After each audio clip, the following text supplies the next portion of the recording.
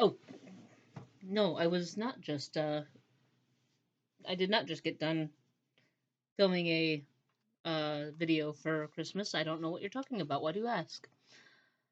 Um so today we are looking at incremental improvements. Change your life one small step at a time by Mike Brodsky. Um I almost put this down in the very first chapter because the first chapter is on financial, and I absolutely understand where he's coming from with the incremental improvements. The idea is that like when you do we a New Year's, you do a New Year's resolution, right? And so people want to make these big changes. I'm going to lose 50 pounds this year. I'm going to get that promotion. I'm going to do X, Y, and Z. And they make these big, giant goals. Um, but one of my favorite, how does it go? One of my favorite sayings is a goal without a plan is just a dream. And so uh, to make something a goal, it has to be something tangible. It has to be something measurable.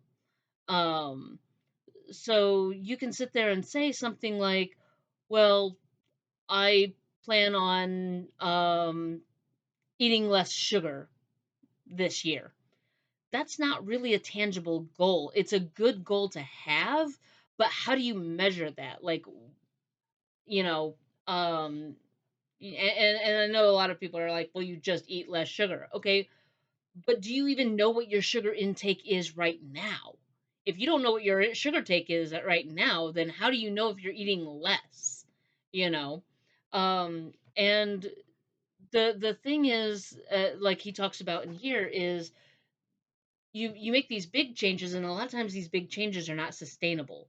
So you sit there and say, oh, I'm going to lose 50 pounds this year. So you start going on this you start this diet, and you start this workout routine.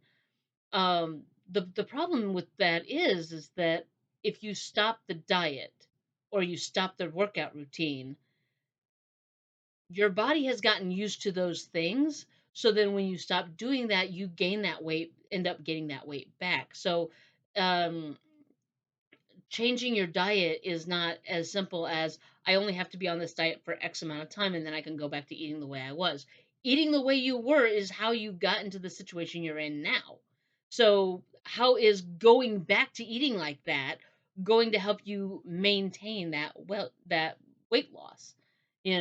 Same with your working out. If you start working out and then you suddenly stop working out, eventually that weight is all going to come back unless you find something else to do. And this has actually been proven in a lot of different ways. There was a commercial where people were talking about, like this one woman, she hates cooking. She doesn't like to cook, it's boring. So she prefers to eat out. And for her, it wasn't a financial situation, it wasn't a financial issue. She could afford eating out 3 meals a day every day, no problem. But um she wanted to lose, her issue was weight loss. She wanted to lose weight, she wanted to be healthier. So how do you adopt a healthier lifestyle if you're not going to cook healthier foods at home? So she made two changes, just two small changes.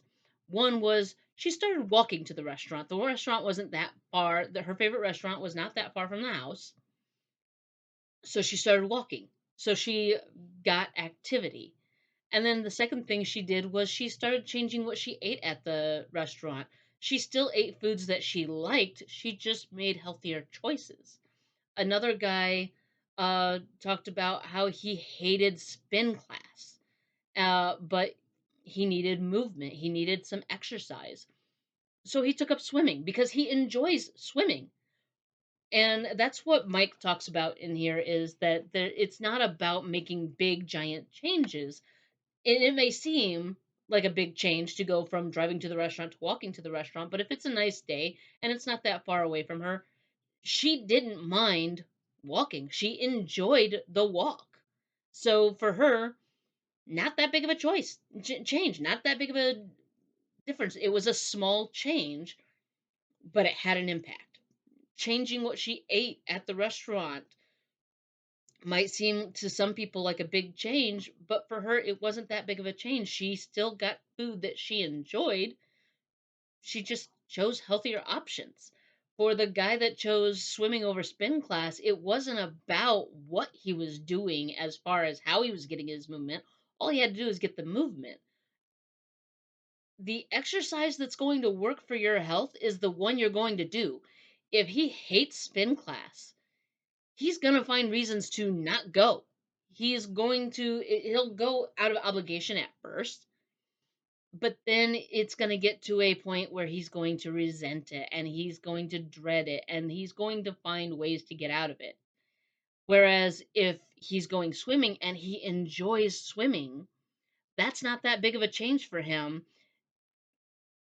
That's a small incremental change that he gets to make, and it still gives him his movement. Um, the reason I almost tossed it down after the first chapter is because in the financial part, and he covers a lot of, if the financial advice is not your ticket, fine, skip that chapter. Go on to diet or exercise or business management, career, relationships, parenting, volunteering, addiction, stress management, time management, health, education, politics, fears and phobias, social media. Uh, the others that follow that is attacking a challenge or problem one step at a time, the incremental interconnectedness of incremental improvements, incremental differences in the real world, incremental improvements in reverse.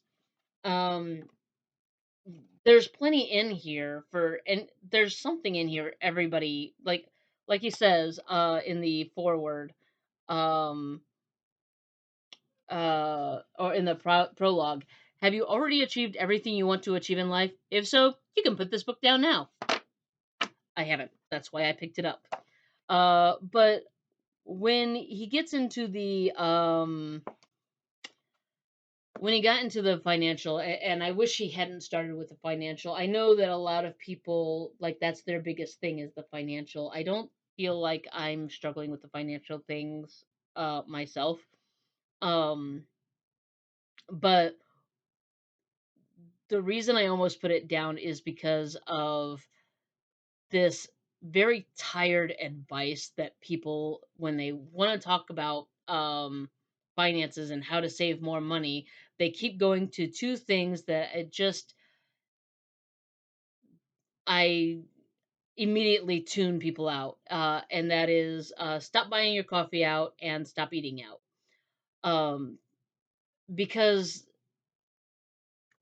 there's a point of, if you're trying to save money and you get to the point of saving money to the point of deprivation, then what are you saving the money for? You got to really understand, and I like how he says that you have to understand your goals and why you have those goals. What are the goals, first of all, and make them solid goals. Not, I want to make more money, or I want to have more money in my account.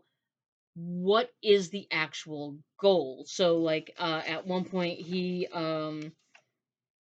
says how does he, oh yeah, hang on a minute, I will find it, I promise. uh but he talks about really needing to um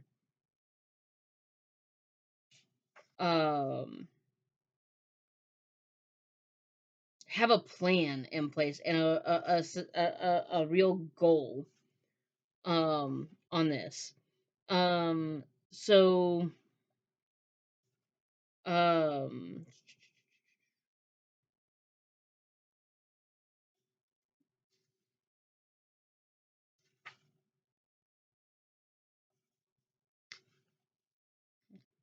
but like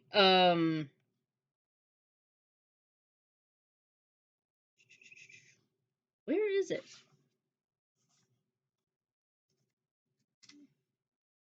Okay, right here.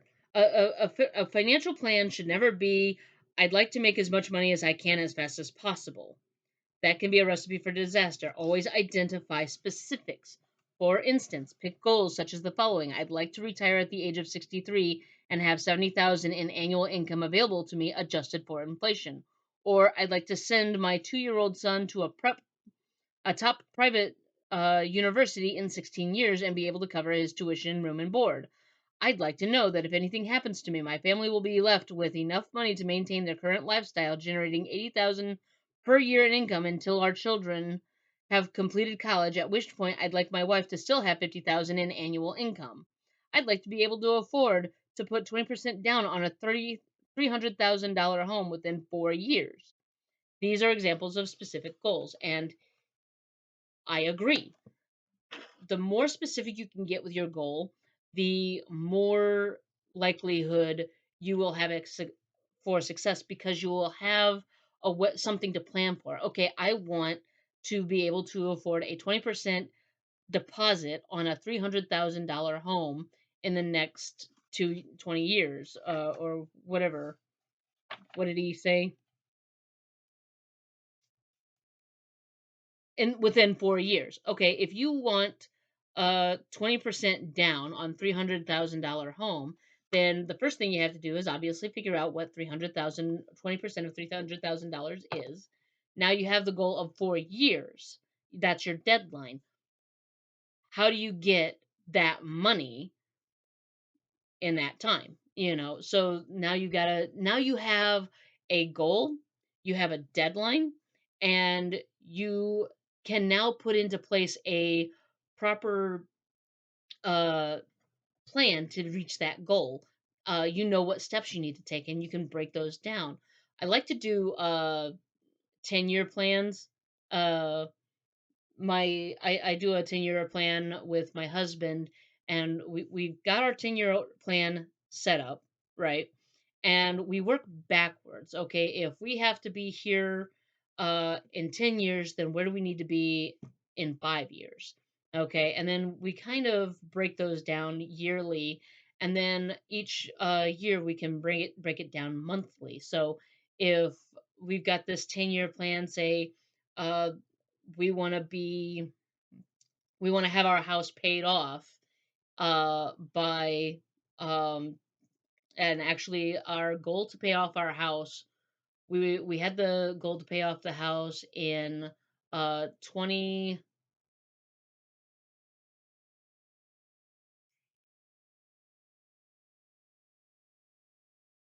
what was it, 2032 is when we planned on having the house paid off, is in 2032. um we ended up getting lucky.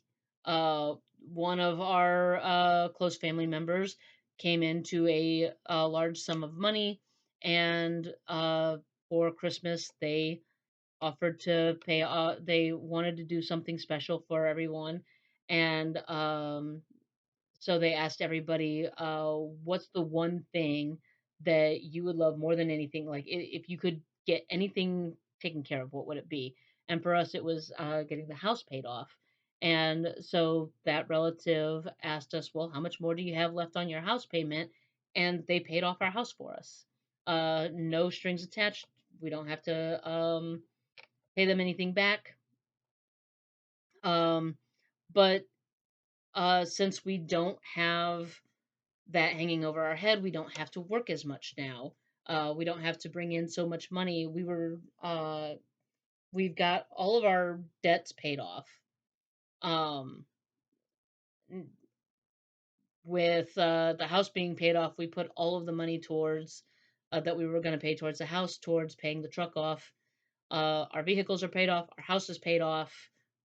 We're completely debt free now, with the exception of a credit card uh, loan and or a credit card debt. Um, but of all of our debts, that's the smallest. So we're not the financial issue. Like for me, I could have skipped the financial chapter because Everything he said, I've either already done or am already doing, or it doesn't apply to me. I don't drink coffee anyway. But the reason the not buying coffee out bothers me is because, like I said, you don't want to get so set into saving that you get into a point of deprivation. And he's not saying that you should deprive yourself of coffee. He points out just make your coffee at home. But I would argue that there is when you're buying a cup of coffee, you're not just buying a cup of coffee. You're not just paying for that coffee. There's more that you're paying for than just a cup of coffee. There's a social interaction. There's a service that you're getting. Um, I can make my own hot cocoa here at home, and it's going to be the same hot cocoa here at home as it is at the coffee shop that I go to occasionally. The difference is that if I go to this coffee shop and I ask them for a hot cocoa, I can tell them, "Hey, I just want a hot cocoa, and can you draw a frog on the cup?" And yes, I can get a disposable cup here at home and draw my own frog, or even just get a frog mug and drink it out of that. That's not what I want, you know? There is something about someone willing to do something small and whimsical for you that just adds a bit of that's a dopamine hit. And nothing is a bigger dopamine hit for me than when I go to that coffee shop and I get my favorite barista, because he never ever draws a frog on the cup for me. Ever. Anytime I ask him to draw a frog on the cup for me, he never does it. Instead, what he does is he makes a happy little frog in the foam on top of the inside the he uses the foam and makes foam art and makes a little happy little frog on my foam for me. Yes, I can probably learn how to do foam art. I'm not going to, and I am perfectly fine paying $3 to get a happy little frog inside of my hot cocoa foam. Okay? Like, there's more to the $3 that you're spending for your coffee or your hot cocoa or whatever than just the cup of drink. My coworker, my not coworker, my neighbor, she has a daughter that is homeschooled, and for her homeschooling, she also has this homeschooling supplemental class that she goes to twice a week. So her mom will get up in the morning, she'll make her breakfast and then help her pack her lunch, and then she drives her and she's a teenager, she'll take her off to school, and either on the way to school or on the way home from school, they always stop at Dunkin' Donuts and get a coffee. Or a refresher or whatever it is they feel like getting that day, twice a week. And then she will uh, take her daughter to school, and she does this twice a week. So she'll take her daughter to school, and then she'll meet up with a friend of hers, and they'll get coffee together and then go for a walk. And then comes home, takes care of the house, runs errands, whatever, goes back and gets her daughter. On the way back, they stop and get another coffee or refresher or whatever it is that they are craving that particular day. So for my friend, she's getting 4 coffees a week, and her daughter's getting 2. So that's 6 coffees a week. And is there somewhere else she could use that money? And like Mike points out, you're not going to notice it missing. You didn't notice it when you spent it on the coffee. You're sure not going to miss it when it's sitting in a high investment, uh, a high yield savings account or an investment account. The two are going to give you two different things. If you put it in a high yield savings account, you're going to gain interest. If you put it in an investment account, it could make more money. If you buy coffee, you're going to get a dopamine hit. So for me, I would argue that any of these three things, none of them are bad, and I don't wouldn't say any one of them is worse than the other. It just really depends on you personally and what you're going to do. what is a value to you. And like I said, really and truly, the um I could have skipped the financial thing, because like a lot of the things that he says in the other chapters make a lot more sense, and I resonated with those a lot more. As a matter of fact, I have seen some of these incremental improvements, and the differences, and they are life changing differences. Um, I got tired. I When I went through my divorce with my first husband, I went for a walk on there's a trail that was over by where I lived, and I went on the trail just to go for a walk. I just wanted to get out, and it was a nice day. So I go for a walk, and I see a sign for a 5K race. And I was like, I want to do that. And I realized I could do that, because with my previous husband, he never wanted to do the 5K races. And if I suggested that we should sign up for them, he was always very much against it. It was a waste of money and whatever. He's like, I'm not going to pay for some to do something I could do for free. I can run anytime I want. He never did, which is why he looked like he was about to deliver triplets any day. But I wanted to, and I didn't feel like dealing with the argument over the money to run a race when I was married to him. When we got divorced, no big deal. I didn't have to ask his permission on how I wanted to spend my money anymore.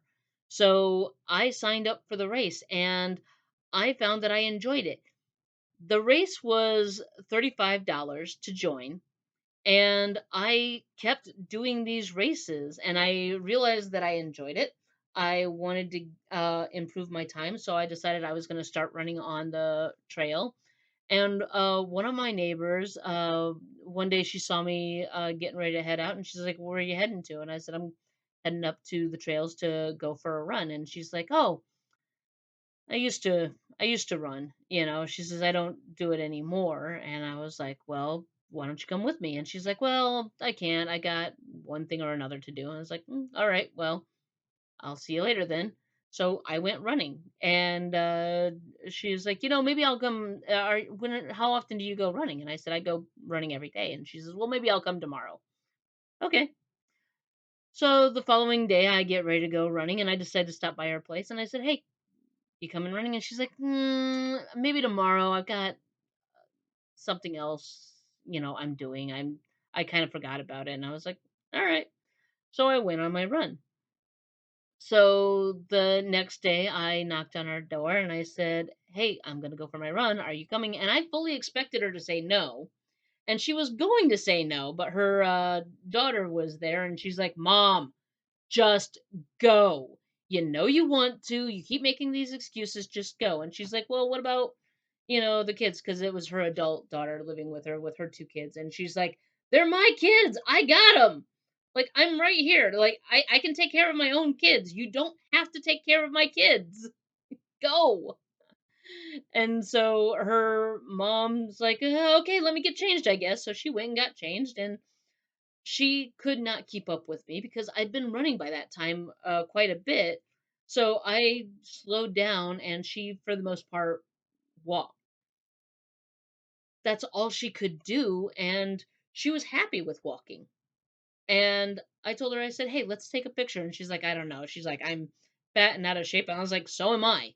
I said, "But trust me, in a year, you're gonna want this picture." And she's like, I said, nobody else is gonna see it, just you and me. But in a year, you're gonna want it." And she's like, "Okay, fine." So we took the picture, and we went running or walking every day after that. Eventually she got to a point where she could start running with me. And so we started to do because of her starting out, we started with the couch to 5K method of walk 5 minutes, run a minute, walk 5 minutes, run a minute. And then we just kind of changed it up a little bit each time. And eventually we were both running uh, a mile in and a mile back, and we were enjoying it. And we had more stamina, we could run longer and for longer periods of time. And By the end of that first year, at the time she was on 5 different medications. By the end of that first year, she was down one shirt size and off of one of her medicines. And it's been 5 years since we started running together. And we actually kind of stopped running. But we stopped running because we both ended up moving and going through big life changes. She got divorced. I got married. We moved. Um, and so where we moved to, there's not a lot of places where it's safe to just go running to. So we've got to find a new place to go running to. And our occupations have changed. So we have now different schedules where we used to have the same schedule. Now we have a very different schedule and we have to change based on that. So um, we just kind of had to figure, yeah, we had to figure out, how do we deal. So we just kept active. For me, I joined a gym. For her, she's got 3 dogs that she runs around and takes care of, and she um, got a job where she's a bit more active and she's not so sedentary. So she's able to keep the weight off, and I've actually um, started losing. Like for me, it was mostly at the time just maintaining weight. I just didn't want to get heavier, and now I'm getting to a point where it's like, you know what, I actually could stand to use lose some weight. But in the time that from the time it's like I said, it's been 5 years since her and I started running together, and she has lost a lot of weight. She's off of all 5 of her medicines. Um, like I said, it's been life changing for her, and it just started with going for a run. You know, when she couldn't run anymore, she found other ways to be active so that she wouldn't put the weight back on, because a lot of her health problems that she had was uh, centered around her weight. And um, with, like I said, with her having lost a lot of that weight, she's off all of her medicines. She's in a smaller size. She's in clothes that she thought she'd never be able to wear again. Um, I find that I have more energy because I'm more active now, and it was like there are simple, like he says, there are very simple changes that you make for different things, and if you make them, the idea isn't to make temporary changes and then go back to the way things were. The idea is to make small changes that become lifelong habits, and that changes, the small changes that you end up having end up being life altering. It's a reminder that we can change our lives at any moment. All we have to do is make a choice to make a change, and it doesn't have to be this giant step of a thing. It doesn't have to be, well, I'm getting rid of all the processed sugar in my house and I will never eat processed sugar again. I'm still drinking Dr. Pepper and I'm still losing weight because I just compensate for the calories that I'm taking in. If I want to lose more weight, you got to make certain changes. Maybe that means I don't drink as much Dr. Pepper. Maybe it means I have one or two a day instead of just drinking Dr. Pepper all throughout the day. It's why I drink more water. Um, and I like the taste of water. It doesn't taste bad. I don't have a issue. I know some people are like, "Oh, I hate drinking water. It's doesn't have any taste or doesn't have any flavor." I enjoy water.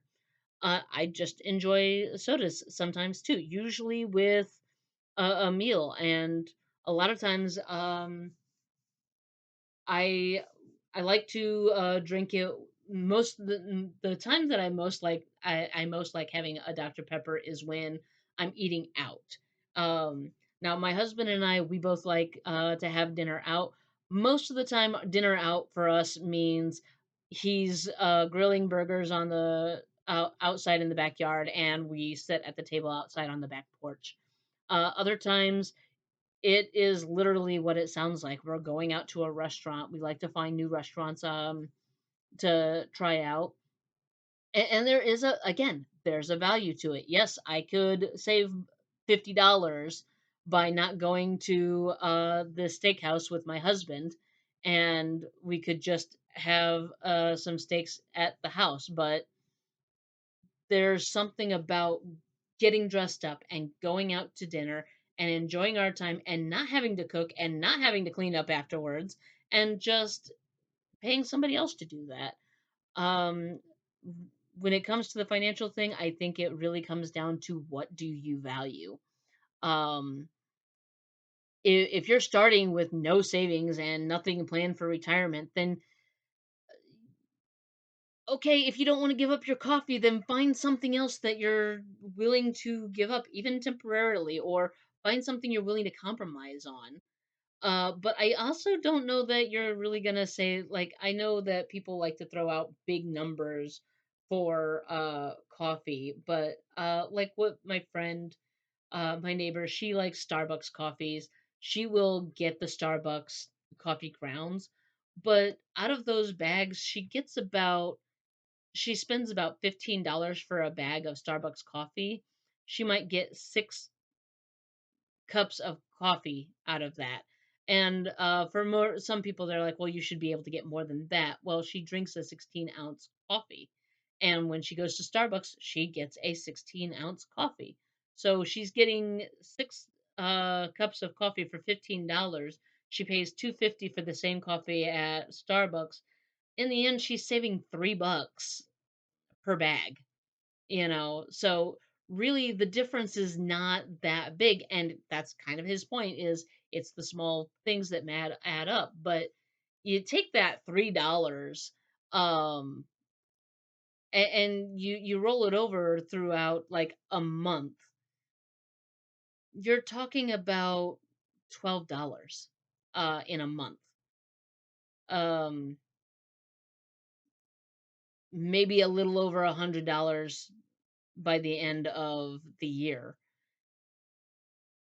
And like, it's worth it to her to just go to Starbucks, or Dunkin' Donuts. So, uh, yeah. Uh, but if you're all if you're the kind of person that is drinking a cup of coffee 3 to 5 times a day from Starbucks, then we're talking a little bit more. Um, and then, yeah, I would absolutely suggest more at home. Um, and I still wouldn't say don't give up drinking coffee out all the time. Just drink it more at home, and pick specific days or different events that you will like, that you will have your coffee.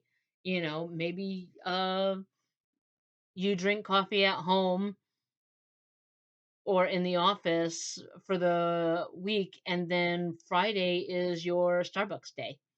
You know, the amount of money you'll save by just doing coffee once a week is probably going to be worth it if you're drinking 3 to 5 cups a day. And that's if you're getting 3 to 5 cups a day from Starbucks. If you're drinking 3 to 5 cups a day, and most of those are either at home or in the office, and maybe one of them a day, 1 cup a day is from Starbucks, I wouldn't worry about it.